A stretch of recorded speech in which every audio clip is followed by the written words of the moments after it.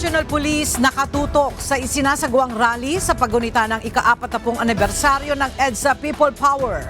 Mga pulis na nakadeploy, dinagdagan. Pagbuwag sa political dynasty at korupsyon, panawagan sa selebrasyon ng EDSA Revolution. Argumento ng prosekusyon inilatag sa pagpapatuloy ng confirmation of charges sa kasong crimes against humanity ni dating Pangulong Rodrigo Duterte sa International Criminal Court. Commission on Elections naghahanda na para sa 2028 national elections. Pagkuha ng PSA documents mas pinabilis na sa bagong e-certificate system. At mga bagong kupunan na magpapasiklab sa hardcourt ng UNTV Volleyball League Season 4 kilalanin.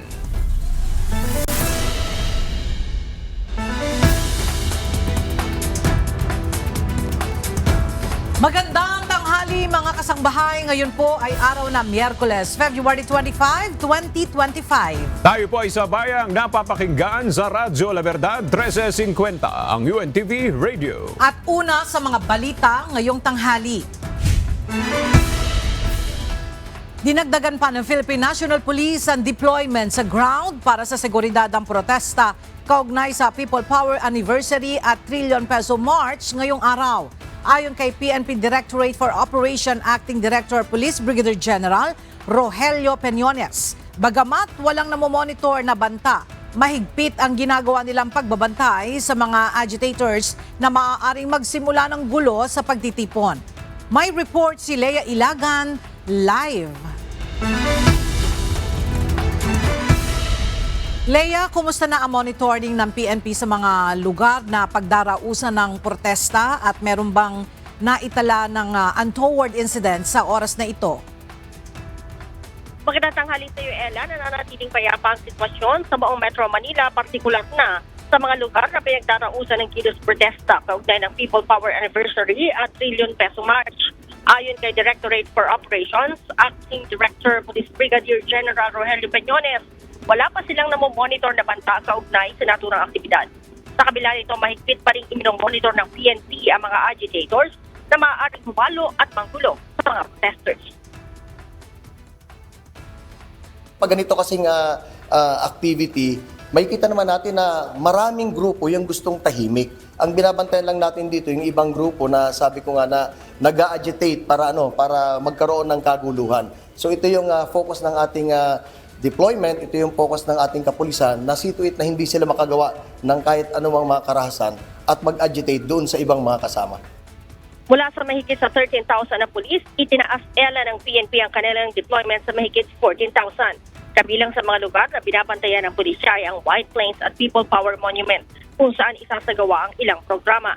Nakapwesto na rin ang mahigit sa 1,000 Civil Disturbance Management Unit sa Ayala Bridge at Pinjola na pawang galing sa Police Regional Office 3 at Police Regional Office 4A.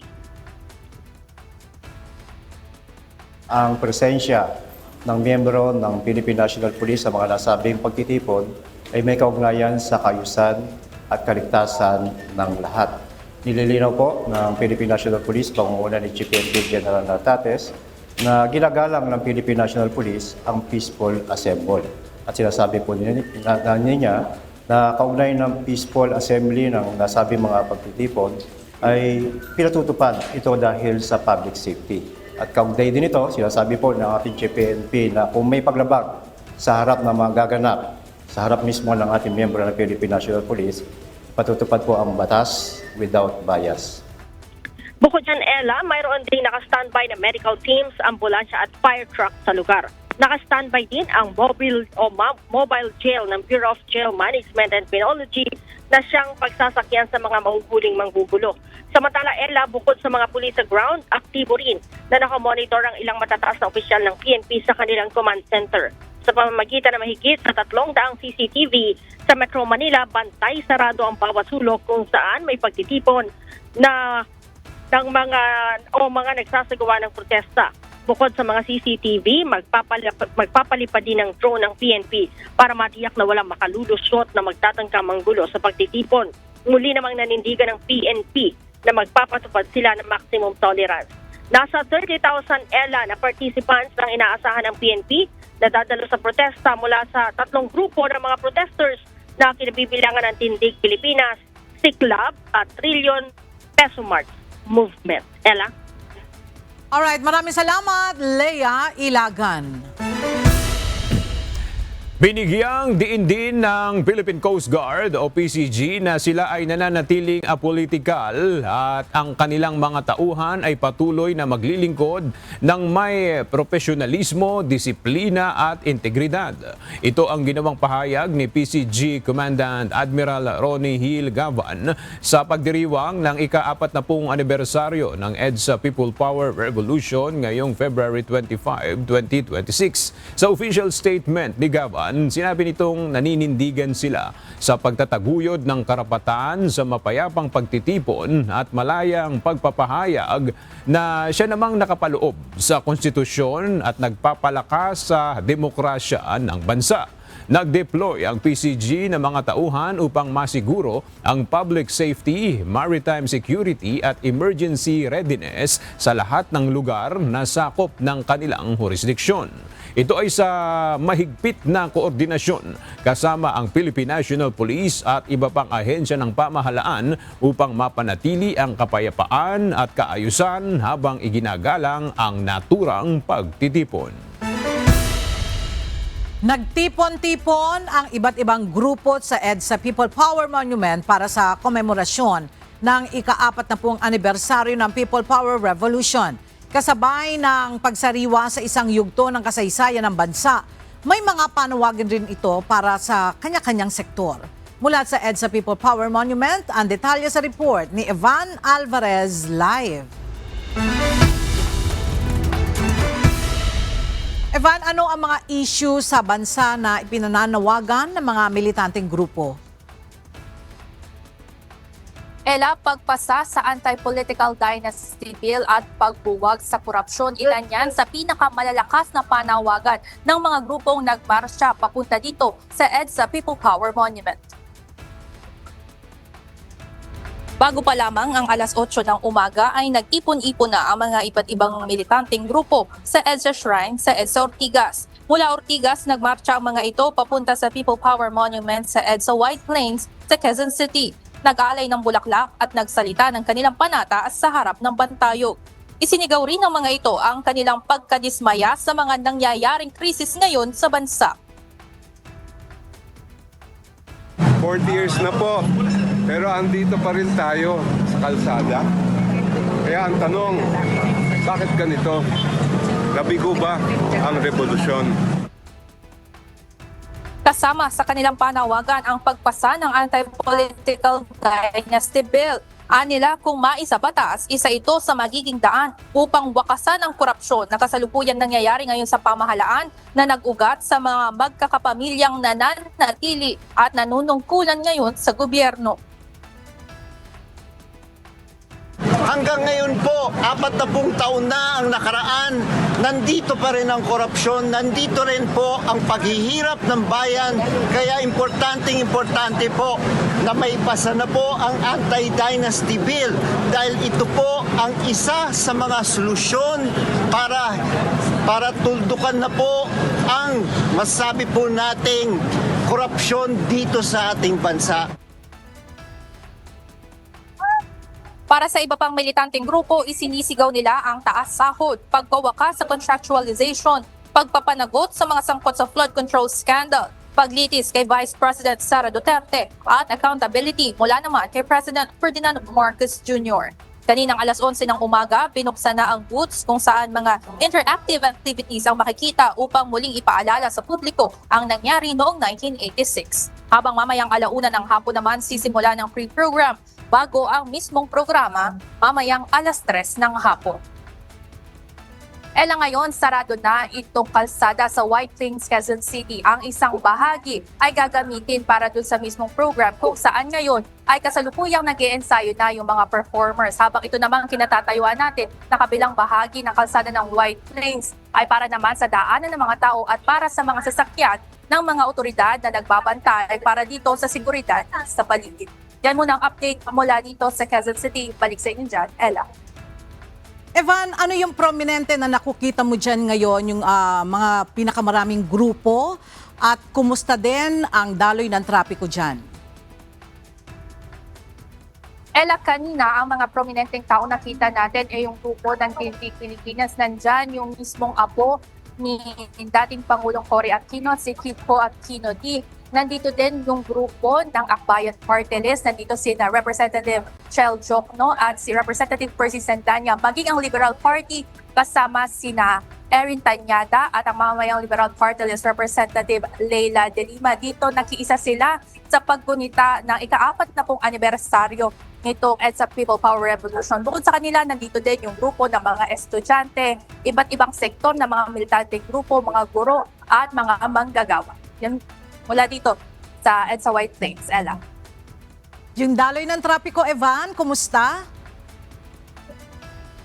Ella, nakapaligid dito sa may kahabaan ng EDSA yung mga pulis mula sa QCPD at maging sa PNP. Ngayon, minomonitor nila yung daloy ng trapiko. Dito sa White Plains, sarado na mismo yung kalsada. Pero yung daloy ng trapiko dito sa may EDSA Ortigas, kahabaan ng EDSA Ortigas papuntang northbound ay tuloy-tuloy naman yung daloy ng mga sasakyan. Bagamat nakakaranas ng trapiko, nakapantay naman yung mga otoridad, mga traffic enforcers at mismong mga otoridad at mga organizers nitong programa. Ella.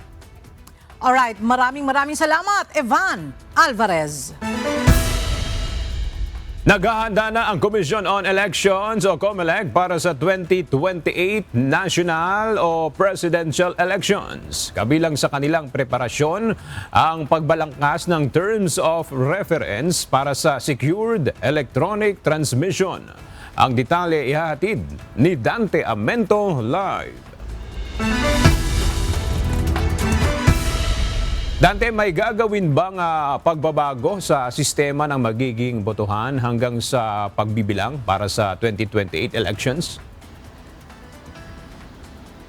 Magandang tanghali, Aga. Sa ngayon ay wala pang na-discuss ang COMELEC na specifics o mga partikular na mga pagbabago sa darating na 2028 elections. Pero ang nasisiguro natin, Aga, ito ay automated elections sapagkat mayroong umiiral na batas na automated ang isang national na halalan. Maaga ang ginagawang paghahanda ng Commission on Elections o COMELEC para sa inaabangang 2028 presidential elections.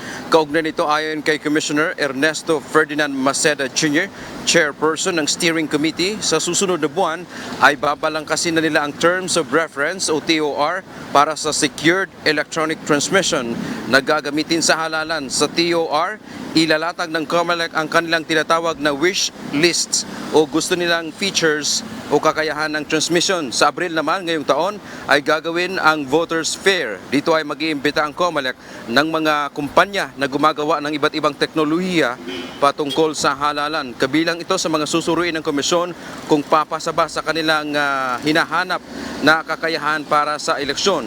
Ginawa na ito ng COMELEC noong 2022 elections. Ito ay paghahanda na rin sa gagawin ng COMELEC na public bidding na magagamiting makina sa halalan. Samantala, kasama rin sa paghahanda ng COMELEC ang paalala sa pagsuri sa mga posibleng tatakbo, lalo na sa matataas na posisyon.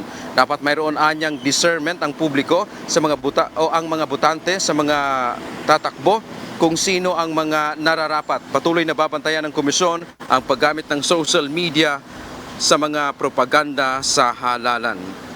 Aga, aminado ang COMELEC na napakalaking papel ng social media dahil lalo na ngayon ay hindi natin malalaman kung sino ba ang nagsasabi ng totoo, lalo na kung papalapit na ang eleksyon kung saan inaasahan natin na magiging mainit ang talakayan o debate sa social media.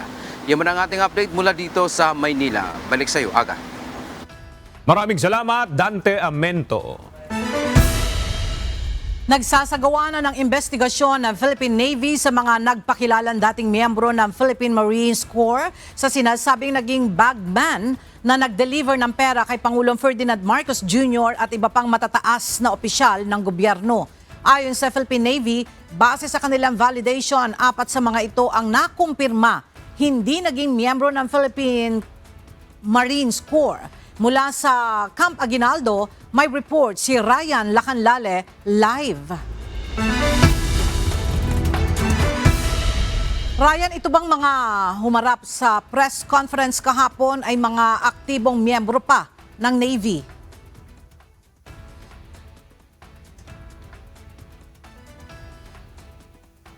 Kinumpirma ng Philippine Navy na 4 sa 18 individual na iniharap sa isang press conference kahapon ni Atty. Levito Baligod at nagpakilalang dating miyembro ng Philippine Marine Corps ay hindi naging bahagi ng Navy. Ayon kay Captain Marisa Martinez, tagapagsalita ng Philippine Navy, agad nilang sinuri ang pagkakakilanlan at service records ng mga naturang individual matapos lumabas ang issue. Batay sa opisyal na tala, 4 sa kanila ay hindi kailanman naging miyembro ng Philippine Marine Corps na isang unit sa ilalim ng Navy. Dagdag pa ng Navy, karamihan sa mga sinasabing individual ay na-discharge ng may dishonorable status, habang ang ilan naman ay nagretiro ng maayos. Kahapon iniharap sa media ang 18 na naging bodyguard umano ni dating Congressman Saldico. Nagpakilala silang bagman kung saan nakapag-deliver umano ng kabuuang 805 billion pesos kay Pangulong Ferdinand Marcos Jr., dating House Speaker Martin Romualdez at iba pang matataas na opisyal ng pamahalaan. Kaugnay naman kay Orly Gutesa, nilinaw ng Philippine Navy na retirado na ito mula pa noong Hulyo ng 2020 at hindi na saklaw ng kanilang administrative authority. Nananawagan din ng Philippine Navy sa publiko na maging mapanuri at tiyaking beripikado ang pinagmumula ng impormasyon upang maiwasan ang pagkalat ng maling impormasyon. Chad Bunag, latest mula dito sa Camp Aguinaldo sa Quezon City. Balik sa iyo, Ella. Maraming salamat, Ryan Lacanlale.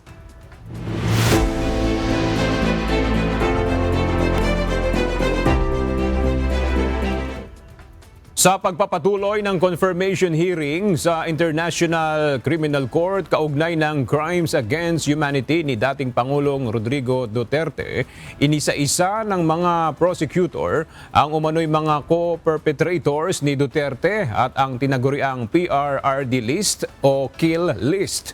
Binigyang diin din ang paggamit ng terminong neutralize sa mga opisyal na memorandum na patunay umano na may intensyong patayin ang mga drug suspects. Narito ang report ni James Hilario.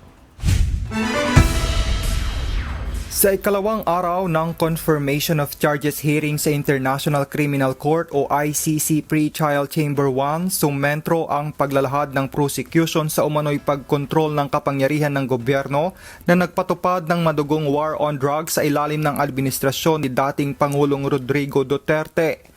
Ayon kay ICC Prosecutor Robin Croft, may common plan umano na nagsimula sa Davao City at pinalawak sa buong bansa matapos mahalal si Duterte bilang Pangulo.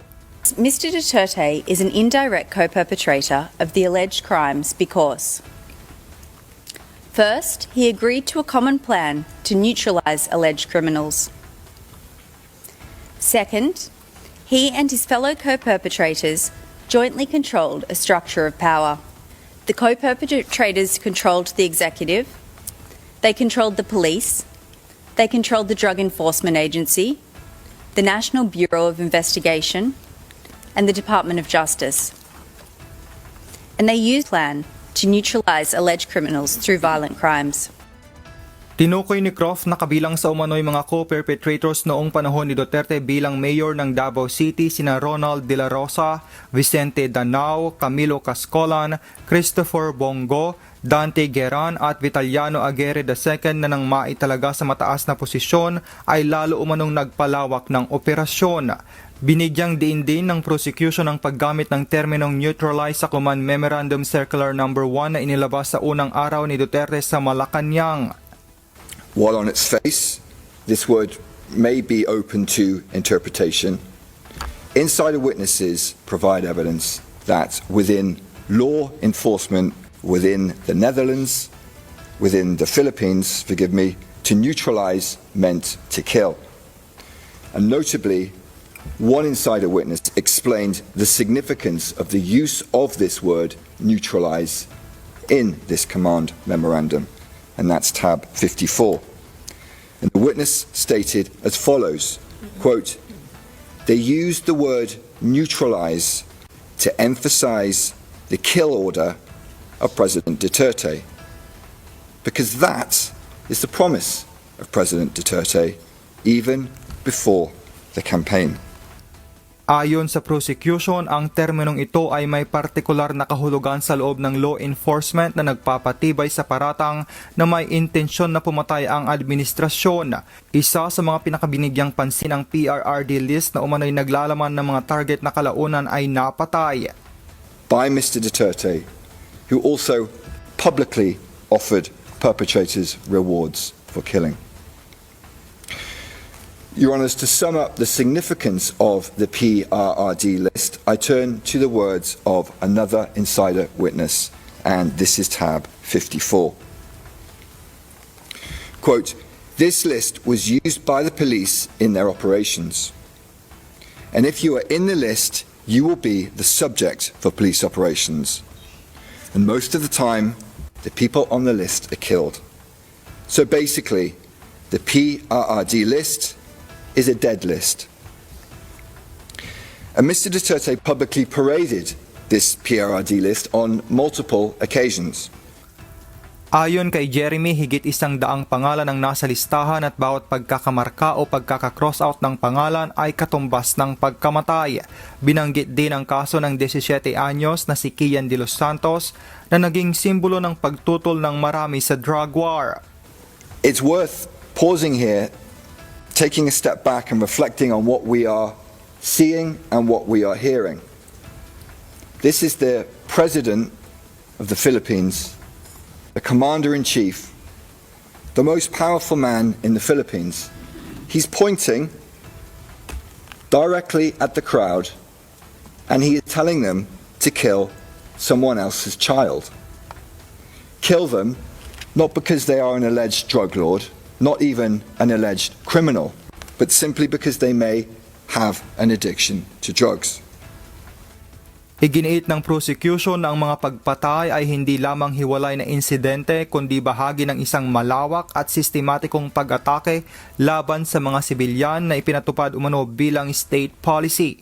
Magpapatuloy ang confirmation of charges hearing sa mga susunod na araw kung saan sa Huwebes at Biyernes ay bibigyang pagkakataon ng depensa na ilahad ang kanilang mga ebidensya para sagutin ang mga argumento ng prosekusyon.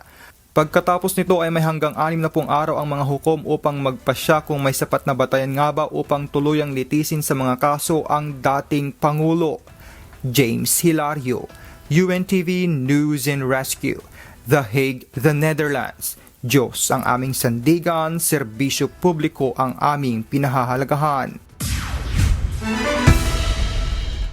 Hindi kumbensido ang ilang miyembro ng Filipino legal team ni dating Pangulong Rodrigo Duterte sa mga inilahad na argumento ng prosekusyon sa ikalawang araw ng confirmation of charges sa dating Pangulo. Kinuwestiyon ni dating Labor Secretary Silvestre Bello III ang alegasyon ng crimes against humanity kung nakasentro lamang sa Davao ang mga inilatag na detalye. Hindi rin anya malinaw na naipakita ng kabilang panig ang kabuang bilang ng mga nasawi at ang direktang kaugnayan nito sa umano'y sistematikong paglabag. Talking for the entire afternoon is all about Davao.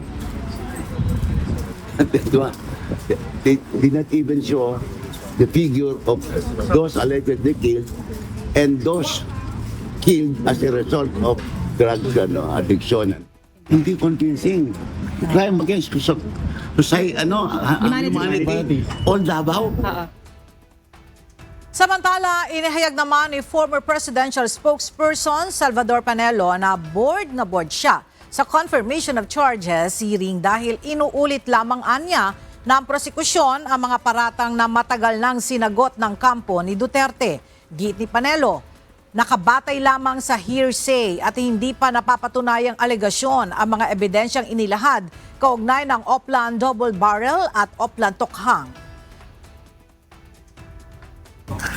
Boring kasi yung prosecution, inuulit niya lang yung mga narrative nila na based on hearsay, based on allegations unproven, based on many things na sa tingin ko imagination lang nila, imagination lang nila.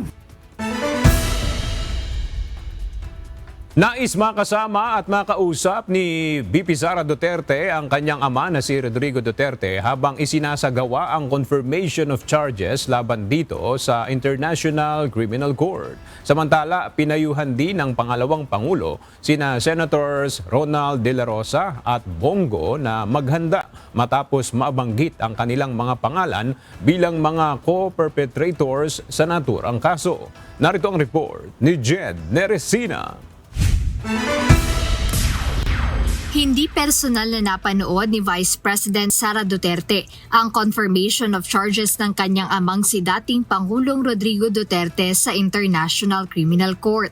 Ayon sa Vice Presidente, ilang detalye lamang ang kanyang nakita sa pamamagitan ng social media. Sa kabila nito, inihayag ni VP Sara ang kanyang kagustuhang makasama at makausap ang ama habang isinasagawa ang mga proceeding. Gusto ko sana ay makasama at makausap si dating Pangulong Rodrigo Duterte ngayon na panahon ng confirmation of charges. Pero hindi kasi pinayagan yung mga application ng panisita ng pamilya sa linggong ito. Dagdag pa ng pangalawang Pangulo, hindi na rin nila tinitingnan ang posibilidad na makabalik pa ng Pilipinas ang dating Pangulo. Aniya, nauna na ring inihayag ni dating Pangulong Duterte na tanggap na nito ang posibilidad na mabawian ng buhay habang nasa ICC detention facility. Gayunman, nagpasalamat si VP Duterte sa legal defense team ng kanyang ama sa International Tribunal. Salamat ako kay Attorney Kaufman at sa buong legal defense team ni dating Pangulong Rodrigo Duterte sa kaso niya sa ICC sa kanilang paghahanda at sa pagpapakita nila na confidence, kumpiyansa na walang ebidensya na nagpapatunay na ginawa ni dating Pangulong Rodrigo Duterte ang mga sinasabing krimen. Samantala, hindi naman ikinagulat ni Vice President Duterte ang pagkakabanggit kina Senator Ronald Bato de la Rosa at Senator Bongo bilang co-perpetrator sa naturang kaso sa ICC. Hindi naman ata nakakapagtataka na nabanggit si Senator Bato de la Rosa at Senator Bongo doon sa confirmation of charges dahil ng mga nakaraan na araw ay nilabas na ng ICC yung dokumento na nandoon yung pangalan nila. Ang magandang depensa nila at paghahanda nila ay kumuha sila ng mga abogado nila na merong alam sa batas ng sa Rome Statute, sa ICC at sa international law para mabigyan sila ng maayos na advice. Jed Neresina, UNTV News and Rescue. Diyos ang aming sandigan, serbisyo publiko ang aming pinahahalagahan. Nagsampa ng reklamo ang isang civil society group laban kay Senator Ronald Bato de la Rosa ngayong araw. Dala ang mga dokumento, dumulog ang grupong Huwag Kang Kukorrupt sa tanggapan ni Senator Joseph Victor J.V. Ejercito na siyang chairperson of Senate Committee on Ethics and Privileges. Mula sa Senado may report si Asher Cadapan Jr. live. Asher, tungkol saan itong reklamo nila kay Senator Bato? Alright, balikan po natin ang pag-uulat niya ni Asher Cadapan Jr. Mula sa Senado, ating pong balikan si Asher Cadapan Jr. Yes, Asher. Aga formal na siyasati ng issue ng matagal ng pagliban ni Senador Ronald Bato de la Rosa sa Senado. Ito ang pangunahing hiling ng civil society group na Huwag Kang who corrupt na sa paghahain nila ng ethics complaint sa Senado ngayong araw.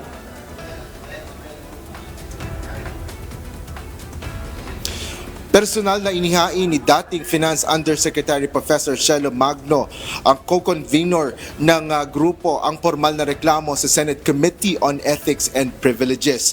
Kaugnay nito, nais ng grupo na tukuyin ng komite kung may paglabag sa Senate rules and ethical standards ang senador. Gayun din ang pagpapataw ng kaukulang parusa kung kinakailangan.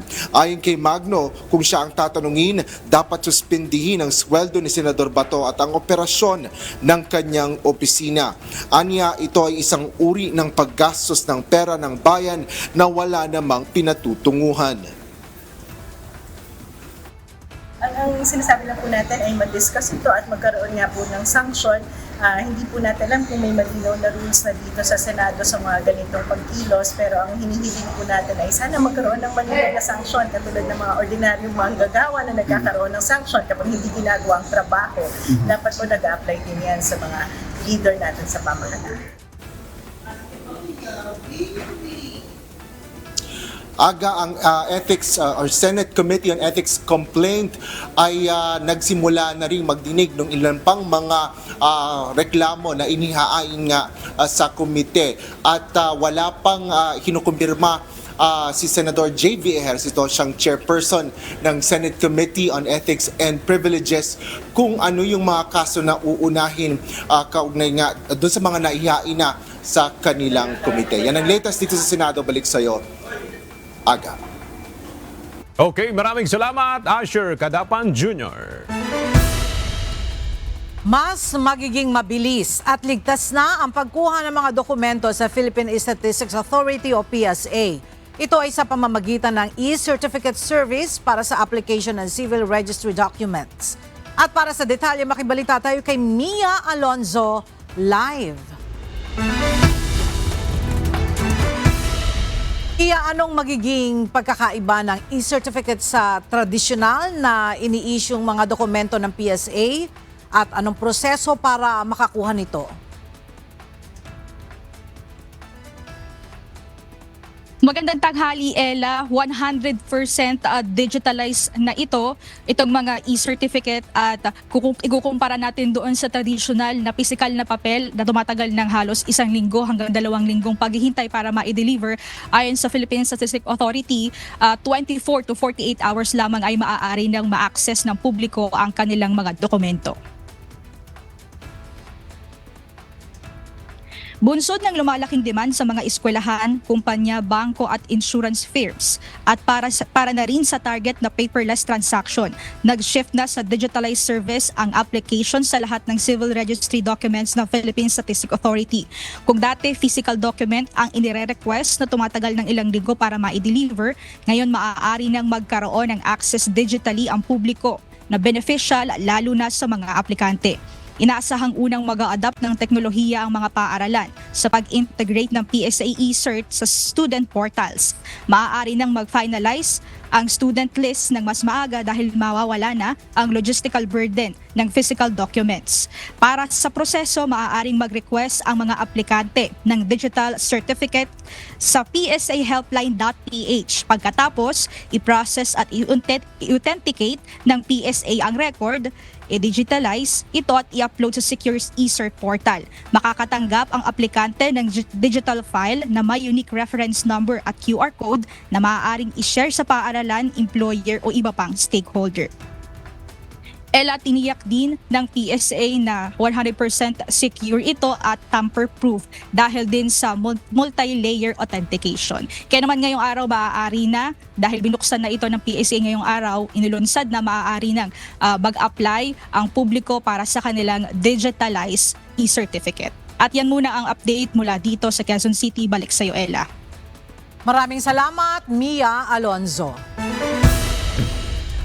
Naghain si Senate President Pro Tempore Panfilo Lacson ng isang panukalang batas na layong magbigay ng estate tax amnesty para sa mga ari-arian ng mga individual na pumanaw bago o hanggang December 31, 2025. Sa ilalim ng Senate Bill 1889 o ang Estate Tax Amnesty Act of 2026, maaring ayusin ng mga tagapagmana ang buwis sa ari-arian sa pamamagitan ng pagbabayad ng 6% ng kabuoang net estate o minimum na 5,000 piso. Dagdag pa rito, ipatutupad ang mas pinasimpleng proseso, electronic filing at payment, mas kaunting dokumento at hiwalay na proseso para sa paglilipat ng titulo ng mga ari-arian.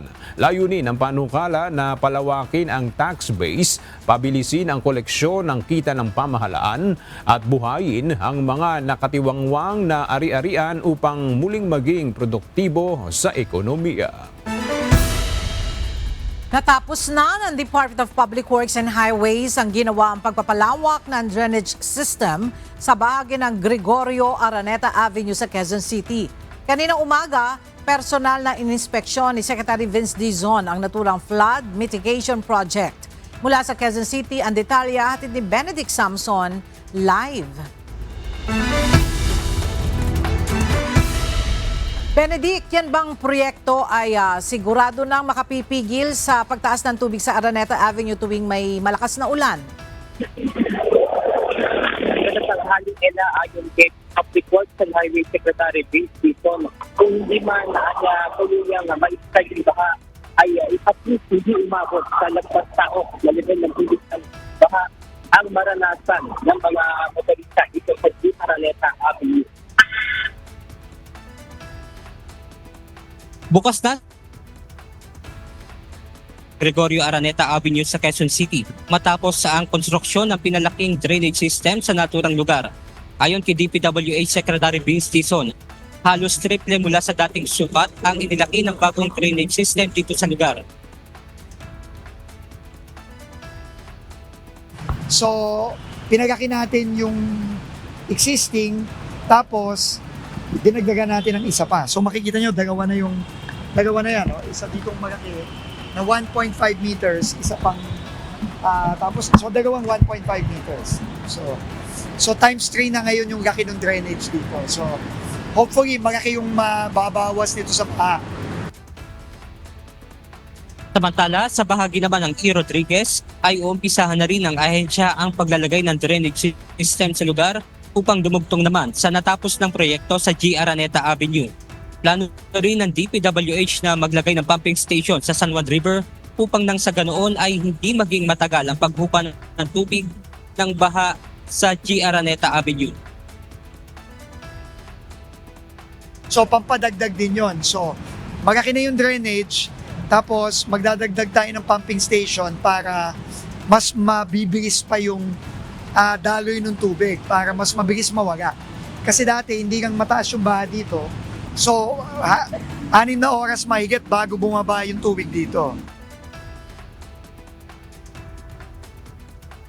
Ella, ayon naman sa DPWH, katuwang nila ang pribadong sektor sa pagsasagawa naman ng declogging at saka desilting dito sa San Juan River. Yan muna ang ating update mula dito sa Quezon City. Balik sa inyo dyan, Ella. Maraming salamat, Benedict Samson. Nanawagan ang mga kongresista ng pananagutan sa nangyaring trahedya sa sanitary landfill sa lalawigan ng Rizal. Naghain na rin ang makabayan lawmakers ng isang resolusyon para maimbestigahan ang sakuna. Ang detalye sa ulat ni Rosa Licoz. Inihain sa Kamara ng Makabayan Lawmakers ang House Resolution No. 815 upang hikayatin ng House Committees on Natural Resources at Labor and Employment na magsagawa ng investigasyon sa pagguho ng bahagi ng isang sanitary landfill sa Rodriguez, Rizal noong February 20, 2026. Ayon sa mga mambabatas, malinaw na may mga paglabag sa mga umiiral na batas ang landfill. Malinaw yung mga na-note natin ng mga violations ng Ecological Waste Act. No? Gayon din yung Occupational Safety and Health Act. Dahil dun sa mga naiulat na meron ng isang namatay, tapos meron pang nawawala, no? At yung nawawala na hindi lang 3, no, kundi meron pang sa ulat aabot ng nasa 50. No? So, nananawagan tayo na magkaroon din ng government rescue operations dito at matulungan agaran yung mga families ng victims at maski yung mga naiulat na mga nasugatan dahil dun sa naganap na sakuna ng pagguho ng landfill. Sa gitna rin ng kawalang katiyakan kung gaano karami ang naapektuhan ng sakuna, partikular na ang bilang ng mga nasawi at nawawala, nais matukoy ng Makabayan Solons ang pananagutan ng may-ari ng landfill. At dahil privately operated ang landfill na ito, kontrolado talaga ang pagpasok at paglabas kahit yung pagdaloy ng impormasyon hinggil sa aksidente. No? Kaya kahit ang media, hindi basta-basta makapasok dyan at malaman kung ano yung totoong sitwasyon. Si House Senior Deputy Minority Leader at Caloocan 2nd District Representative Edgar Erice naman nanawagan na sa National Bureau of Investigation na imbestigahan ang ulat na may mga residente umanong pinipigilan, tinatakot at sinusuhulan kapalit ng kanilang pananahimik kaugnay ng gumuhong dump site. Hinihiling ko sa NBI na magsagawa ng masusing investigasyon upang tukuyin kung sino ang mga nananakot, nagbabayad at pumipigil sa mga residente na magsalita tungkol sa kanilang mga nawawalang kaanak. Nanawagan din si Representative Erice ng pansamantalang pagpapatigil sa operasyon ng naturang dump site sa Rodriguez, Rizal. Rosa Licoz, UNTV News and Rescue. Diyos ang aming sandigan, serbisyo publiko ang aming pinahahalagahan. Muling pinag-usapan ngayong araw sa Senado ang insidente ng umano'y pagtalon ng isang estudyante mula sa platform ng LRT1 Fernando Po Jr. Station nitong nakaraang linggo. Kasunod nito, kinwestiyon ng ilang mambabatas ang kasalukuyang standard operating procedures ng Philippine National Police tuwing may ganitong mga emergency. Mula sa Senado, makibalita tayo kay Jed Neresina Live. Jed, ipinahayag o idinitalye ba ng PNP kung ano ang SOP nila sa mga ganitong sitwasyon? Aga-ayon sa Philippine National Police, kadalasang mayroong dilema ang mga pulis kapag ganitong may mga insidente kung saan mayroong nasaktan o nasawi. Kaya kahit halimbawa na walang kasalanan yung driver gaya doon sa nangyaring insidente sa LRT1 ay i-detain pa rin ito kahit ongoing pa yung investigation. Tinalakay ngayong araw ng Committee on Public Order and Dangerous Drugs ang nangyaring insidente sa umano'y pagtalo ng isang estudyante mula sa platform ng LRT1 Fernando Po Jr. Station nitong nakaraang linggo. Dito tinanong ni Committee Chairperson Senator Joseph Victor J.V. Ejercito ang Philippine National Police kung ano ang sinusunod nilang standard operating procedures kapag ganitong pangyayari. Ito ay matapos i-detain ang driver na saktong nakabundol sa umano'y tumalon na bata at wala naman talagang kasalanan sa isinapit ng estudyante. Paliwanag ng PNP na may proseso lamang na kailangang sundin ng pulisya kaya dinala ang driver sa presinto. In our case, since this is a traffic accident and the investigators, of course, on the ground could not immediately have the total, facts about the incident. So we just to make it sure that is there's really a need or negligence on the part of the driver. So, in as much as I believe our investigators also may be found in dilemma also, sir, to determine ano ba talaga yung culpability kasi nagkaroon ng involvement na gano'n. Just to make it sure, sir, na ma-expedite namin lahat ng ebidensya makukuha namin, even the CCTVs on board, para immediately kung if found out that there's no negligence on the part of the investigators, then on the part of the involved, then could immediately release the person. Ngunit nilinaw ng mga senador kung mayroon bang legal basis ang ganitong practice ng mga pulis. Ayon kay Attorney Rafael Vicente Calenisan, Vice Chairperson and Executive Officer ng National Police Commission o NAPOLCOM, na wala ito sa batas. Verbatim niya pang sinabi na it's not the law and it's not even in the rule. Malaking gap po talaga. Ang nangyayari ho dyan, basta may namatay, automatic, kinukulong ho lahat ng involved kahit wala ho talagang kasalanan. That is actually truly wrong. Bakit? Kasi inosente yung tao eh. 1 minute in detention is already wrong. Why is it that way? One, to clarify, there's nothing in the manual which states that kailangan mong arestuhin kapag may namatay. Nothing. We read the manual. In fact, that manual is being revised as we speak.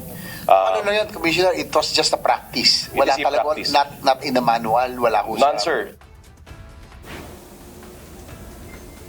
Para kay Attorney Calenisan, panahon na para repasuhin ng ilang batas sa bansa, lalo na at may modern technology nang maaaring magamit upang mapabilis din ang investigasyon sa ganitong mga insidente. Aga umaasa si Senator J.V. Ejercito na agad itong aaksyonan ng Senate Committee on Justice yung panukala niyang Defensive Driving Protection Act upang maiwasan na yung ganitong mga pangyayari na ikukulong o na i-detain yung mga personalidad na wala namang kinalaman o kasalanan dun sa mga nangyayaring insidente. Ayan muna update, balik sa'yo Aga. Maraming salamat, Jed Neresina.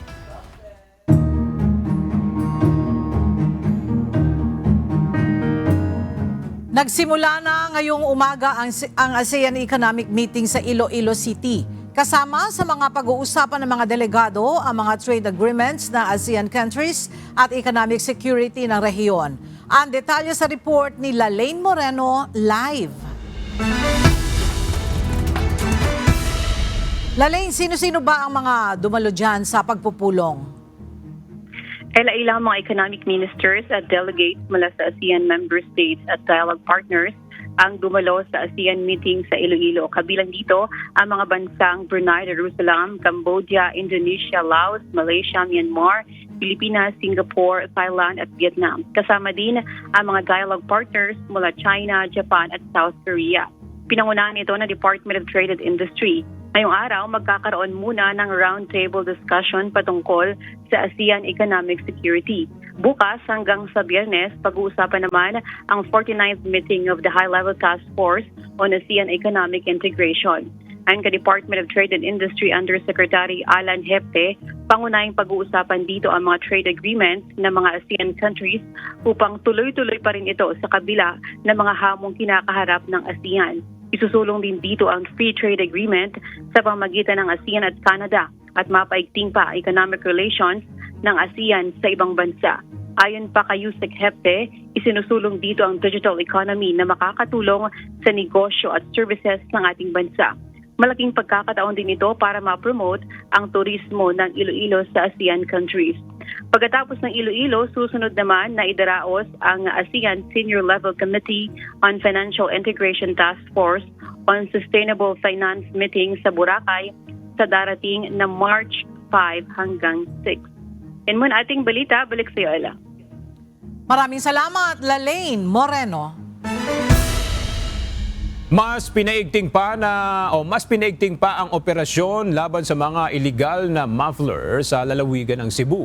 Ayon sa Land Transportation Office sa Central Visayas o LTO-7, umabot na sa 50 motor vehicle ang na-impound sa Cebu at Mandaue mula February 24 dahil sa paggamit ng mga exhaust pipe na may illegal na muffler. Noong Martes lamang, 28 motorsiklo ang nasamsam dahil sa parehong paglabag. May isa ring sasakyan na na-impound matapos lumabas na wala itong valid registration. Babala ng LTO-7, ang mga lalabag ay papatawan ng minimum na 5,000 pesos na multa, impounded na sasakyan at obligadong pagpapalit ng hindi sumusunod na exhaust system sa mismong lugar ng operasyon. Binigyang diin ng Acting Regional Director na si Francisco Frances Jr. na magpapatuloy ang operasyon ng walang tigil. Para sa LTO-7, malinaw ang mensahe, walang puwang ang iligal na muffler sa kalsada.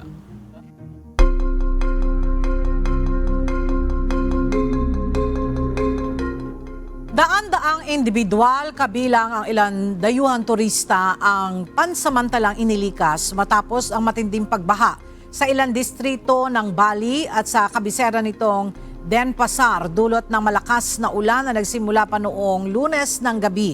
Ayon sa Local Disaster Mitigation Agency, walang naitalang nasawi ngunit umabot sa tinatayang 350 na individuals ang lumikas habang patuloy ang pagtaas ng tubig at humigit kumulang 30 foreign tourists ang in-evacuate gamit ang rubber boat sa Badung District. Nalubog din sa baha ang ilang establishmento tulad ng mga cafe at gasolinahan habang may mga turista na napilitang lumipat na hotel o bumalik sa kanilang tinutuluyan matapos humupa ang tubig. Samantala, 2 international flights patungong Bali ang idinivert at 3 departure ang naantala dahil sa masamang panahon. Isang sunog ang sumiklab sa Cape Town International Airport itong Martes, February 24 na nagresulta sa paglikas ng mga pasahero at pansamantalang pagsuspindi ng international departures. Ayon sa pamunuan ng airport, naapula ang apoy at walang naitalang nasugatan. Ngunit naapektuhan ang ilang network at IT services ng paliparan. Pansamantalang idinivert ang mga papasok na international flights habang patuloy namang pinoproseso ang mga eroplanong nakalapag na bago ang insidente. Naganap ang sunog ilang araw matapos i-anunsyo ang malakihang phased infrastructure upgrade sa paliparan. Noong 2025, nakapagtala ng mahigit 11 milyong pasahero ang paliparan, kabilang ang higit 3 milyong international travelers.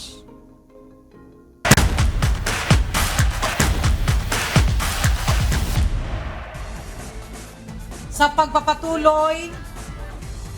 pagpapatuloy ng umiinit na labanan sa UNTV Volleyball League Season 4, 3 bagong kupunan ang madadagdag sa liga ng mga public servants na inaasahang magbibigay ng panibagong sigla at mas matinding kompetisyon sa torneo. Narito ang report ni Mia Alonzo. Sa pagpasok ng bagong puwersa sa liga, inaasahan ang mas mainit na kompetisyon ngayong season ng UNTV Volleyball League. 3 ahensya ng pamahalaan ang kukumpleto sa 10 kupunan na maglalaban-laban. Ang DENR Lawin Spikers, MMDA Lady Spikers at Pag-ibig Fund Lady Smashers. Aminado ang mga coach na malaking hamon ang kanilang haharapin, kaya't kailangan ng matinding preparasyon, ensayo at paghahanda upang makasabay sa elimination round. Mas matindi po yung nagiging preparation namin sa training. Nagkakaroon kami ng tune-up sa mga mas mabata na player. Talaga yung training talaga nag-focus kami doon. Nag-training kami 3 times a week. Tapos may mga imports din kami na tumutulong na ma-adapt yung laro sa mga bago po. First of all, we are newcomers dito sa tournament. So ang buong team, especially lahat ng players ay they are all excited, no? So we are telling them not just to be physically fit but also mentally fit kasi nakita naman natin yung mga opponents talagang mabibigat, no? Malalaki at ang kanilang mga physical skills ay talagang masasabi mong panlaban talaga. Bali, sa ngayon po, double time po talaga kami mag-training gawa ng medyo advantage din po kasi ibang mga teams ngayon. Kasi before, especially dun sa mga dati nang nakasali, mas matagal na sila nagsasama-sama. So kami, as new team po dito sa UVL Season 4, bali nagkakapaan pa ng mga games. Pero andyan naman yung mga coaches namin to guide us para ma-compose po yung team para mailabas din yung kanya-kanyang skills po sa volleyball. Bukod sa bagong sistema at mas mataas na antas ng kompetisyon, isa rin sa aabangan ay kung paano mag-a-adjust ang mga bagong manlalaro sa pressure ng liga. Para sa kanila pagkakataon ito upang patunayan na kaya nilang makasabay at magbigay ng panibagong sigla sa UVL court. Kaya naman abangan ngayong Miyerkules ang unang sabak sa court ng 3 bagong kupunan sa Paco Arena, Manila. Sa unang match, magtatagpo ang NHA Home Masters at Pag-ibig Fund Lady Smashers sa ganap na alas 12 ng tanghali.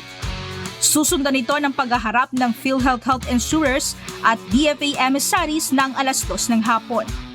At pagsapit ng alas 4 ng hapon, magtatapat ang DENR Lawin Spikers at MMDA Lady Spikers. Tutukan ang paghaharap ng mga kupunan sa nag-iisang liga ng public servants.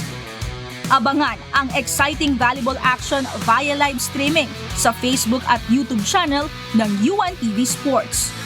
Win in sports, win for charity. Nia Alonso, UNTV News and Rescue. Diyos ang aming sandigan, serbisyo publiko ang aming pinahahalagahan.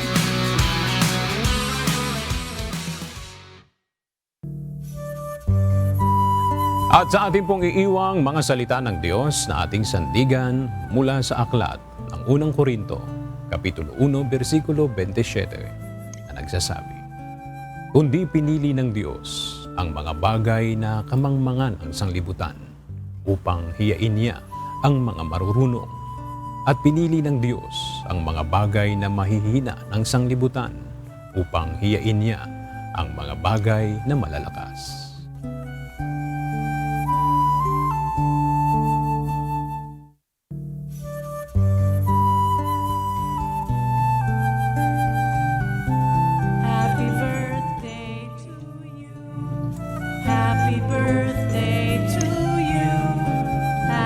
Ng Monday and Tuesday. Kaya sabi ko, kailangan bumawi. Hindi ako papayag na hindi ko mabati ang aking kapartner na si Aga. Happy birthday, Aga. At alam mo naman ang lagi kong wish sa'yo na magandang pangangatawan at sana magkaroon na ng baby sister si Theo.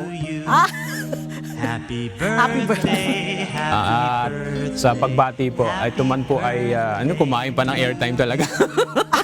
Maraming salamat po sa UNTV, sa CNews at Ella, kay Joanne, kay Prima, sa ating mga EP. Maraming salamat po sa aking family. Maraming salamat po sa inyong mga pagbati. Maraming salamat po kay Daniel and GMJ at sa lahat po ng family po natin dito sa UNTV. Yes. Again, happy birthday. Thank you. Ba't parang naiiyak ka? Huwag ka na uyak ko naman. Nagulat ako Saan ba tayo mamaya? Anyway, at yan po ang mga balitang aming tinutukan at inaksyonan. Dahil sa aming pagbabalita, una ang pagkalinga sa kapwa. UNTV CNews, may balita saan mang panig ng daigdig. At dito sa UNTV, Diyos ang aming sandigan, serbisyo publiko ang aming pinahahalagahan. Magandang tanghali.